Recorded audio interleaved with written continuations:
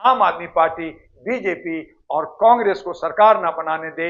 हमारे वजह हमारी सरकार हो, राष्ट्रीय महागठबंधन की सरकार हो। आप भी चुनाव प्रचार में कब से लगेंगे? रैलियां वगैरह कब से शुरू करेंगे?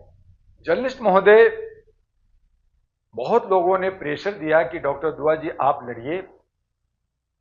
मैंने कहा कि जो लड़ाने में मजा है लड़ने में नहीं। इसलिए मैंने सबसे पहले दिल्ली में चाहा था कि दिल्ली के 70 महिलाएं जिनके साथ अपमान होता है, शोषण होता है, उनको मुख्य धारा में लाया जाए, उनकी भागीदारी दी जाए। 70 महिलाओं को मैं जोड़ने की कोशिश की, लेकिन 3 करोड़ की आबादी में मुझे 70 महिलाएं नहीं आई जो सत्ता में आना चाहती। हर कोई लीडरों के पीछे भाग रही हैं, हर कोई जो है अपने आप को बेइज्जत और दूसरे को ईर्ष्या, जैसे गांव में कहते हैं ना, झोटा झोटा पकड़ के लड़ने वाला, इस स्थिति में आ गई हैं। और आज महिलाओं की जो दुर्दशा है महिलाओं की वजह से है। महिलाओं की इज्जत नहीं करती, पहली बात। दूसरी बात कि डॉक्टर दुआ ने अहरा नेशनल पार्टी जो 2009 में बनाया, एएनपी, उसको हमने आगे बढ़ाते हुए कि मानवीय मूल्यों पे अच्छे सच्चे लोग आए, पढ़े लिखे लोग आए, एजुकेटेड लोग आए, नौजवान आए।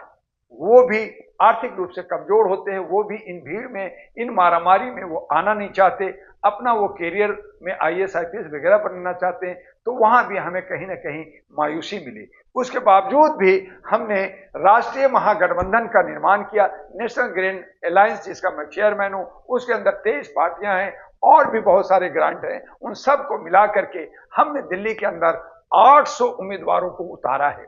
800 उम्मीदवारों में, क्योंकि बहुत सारे का नाम का नॉमिनेशन खत्म हुआ, कई कमजोर हैं, अब उसमें से हम लोग 70 आजकल के अंदर छांटने जा रहे हैं। 70 पे पूरा दाव लगाएंगे और उसके लिए प्रचार प्रसार, रैलियां वगैरह सब होगी। कनॉट प्लेस में, दिल्ली के अन्य हिस्सों में होगी। और हम कोशिश करेंगे कि आम आदमी पार्टी, बीजेपी और कांग्रेस को सरकार ना बनाने दे।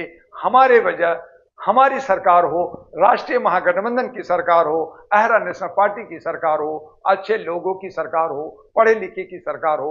इसके लिए हम लोग काम कर रहे हैं। लेकिन जनता है, जनता चूंकि मानसिक गुलाम है, वो जो है अभी भी गुलामी का एहसास नहीं है।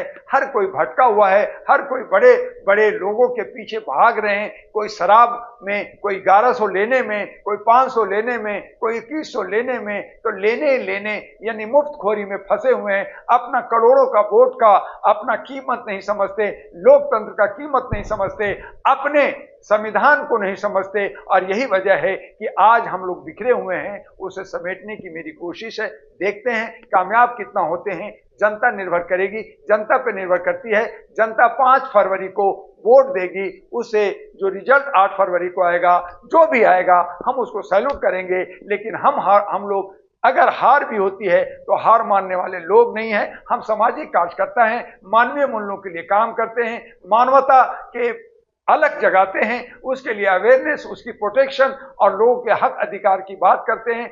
दिल्ली के बाद हम लोग बिहार में कूच करेंगे और अहरा नेशनल पार्टी एनपी लिफाफा 243 पे वहां दंगल ठोकेगी।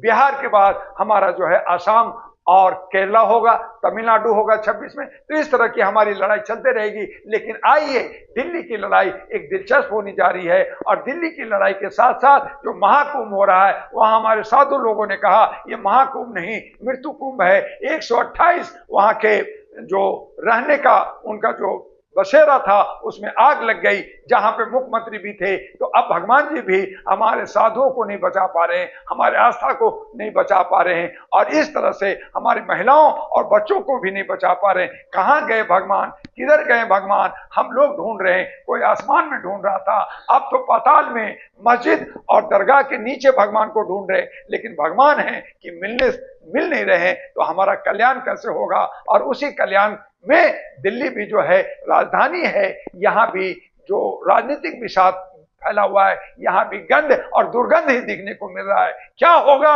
ये तो जनता तय करेगा।